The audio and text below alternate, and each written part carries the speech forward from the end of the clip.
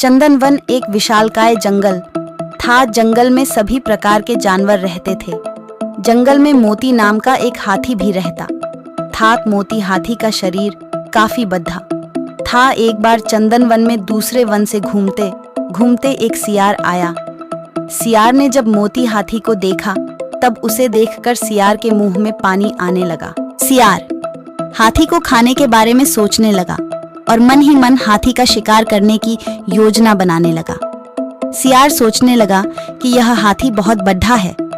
अगर मैं इसका शिकार कर लूं तब मुझे कई दिनों तक भोजन की तलाश में भटकना नहीं पड़ेगा। ऐसा सोचकर सियार हाथी के पास गया और उससे बोला, हाथी दादा, हमारे जंगल में कोई राजा नहीं है। हमारे जंगल के सभी जानवर चाहते हैं कि कोई बद्धा और समझदार जानवर हमारे जंगल का राजा बने। आप बद्धे और समझदार दोनों हैं। क्या आप हमारे जंगल का राजा बनना पसंद करोगे? सियार की बात सुनकर हाथी खुश हो गया। उसने राजा बनने के लिए हाँ बोल दिया। इस पर सियार ने हाथी को अपने साथ चलने के लिए बोला। हाथी राजा बनने की खुशी में झूमते हुए सियार के साथ जाने के लिए तैयार हो गया। सियार हाथी को ऐसे तालाब में ले गया जिस तालाब में दलदल था। हाथी राजा बनने की खुशी में इतना मस्त था कि वह बिना सोचे तालाब में मैं नहाने के लिए उतर गया। जैसे ही हाथी दलदल वाले तालाब में उतरा, हाथी के पैर दलदल में धंसने लगे। उसने सियार से बोला, तुम मुझे कैसे तालाब में ले आए?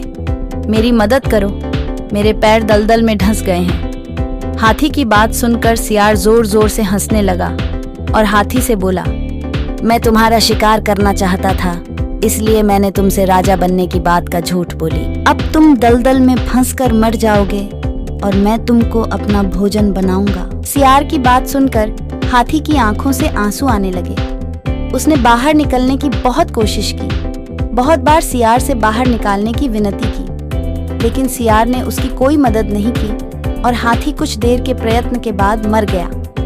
हाथी के मरने के बाद सियार हाथी को खाने के लालच में उसकी पीठ पर चढ़ गया। हाथी को खाने के लालच में सियार यह भूल गया कि वह भी हाथी के साथ दलदल में नीचे जाता जा रहा है और अंत में सियार भी हाथी के साथ धीरे धीरे दलदल में धंसकर मर गया। दोस्तों, इस कहानी से हमें यह सीख मिलती है कि जो दूसरों के लिए बुरा करता है उसके साथ भी बुरा होता है। इसीलिए हमें जीवन में कभी भी किसी के साथ बुरा नहीं करना चाहिए। अगर हम किसी के लिए बुरा करते हैं तब हमें भी अपने साथ ऐसा करने के लिए तैयार रहना चाहिए, क्योंकि बुरे कर्म का फल हमेशा बुरा ही होता है। इसलिए किसी के साथ कभी बुरा ना करें। आपको हमारी ये कहानी कैसी लगी और आपने इससे क्या सीखा, हमें कमेंट करके जरूर बताइएगा।